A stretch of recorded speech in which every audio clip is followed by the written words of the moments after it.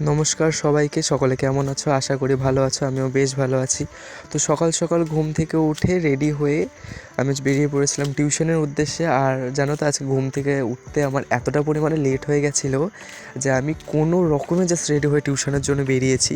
তো tuition complete করে বাস থেকে খাপুর মোড়ে নেমে সেখান থেকে আমি সাইকেল করে বাড়ির উদ্দেশ্যে রওনা দিয়েছিলাম। আর খাপুর মোড় থেকে আমার বাড়ি খুব একটা বেশি দূর না, মাত্র 2 কিলোমিটারের ডিফারেন্স, তাই সাইকেল করেই বেশিরভাগ দিন যাতায়াত করি। তো বাড়িতে এসে জামা কাপড় ছেড়ে ঝাড়ঝাড়া দিয়ে নিচ্ছিলাম, কারণ সকালবেলা বললামই আজকে ঘুম থেকে উঠতে লেট হয়েছিল, তাই কোনো কাজ করা হয়নি। তারপরে দেখলাম জেঠু বাবা আমার রাস্তার ধারগুলো পরিষ্কার করছে, যেহেতু সামনেই মেলা, তার আগে রাস্তার কাজ শুরু হবে।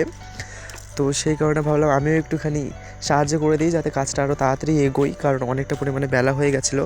তারপর রাস্তাঘাটগুলো একটুখানি ঝাড়ও দিয়ে নিচ্ছিলাম, কারণ এই সময় এতটা পরিমাণে পাতা পড়ে যে দেখতে একটুকু ভালো লাগে না। তারপর ফ্রেশ হয়ে আমি বসে পড়েছিলাম খেতে, কারণ ওই যে বললাম সকালবেলা তাড়াহুড়োতে বেরিয়েছি, আমি খাওয়ারও টাইম পাইনি।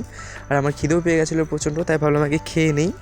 তো খেয়ে নিয়ে আমি বাইরে থেকে জামা কাপড়গুলো তুলে আনলাম, তারপর সেগুলোকে গুছিয়েও রাখলাম, কারণ আবার যদি এনে রেখে দিই তাহলে আবার কখন গোছাবো।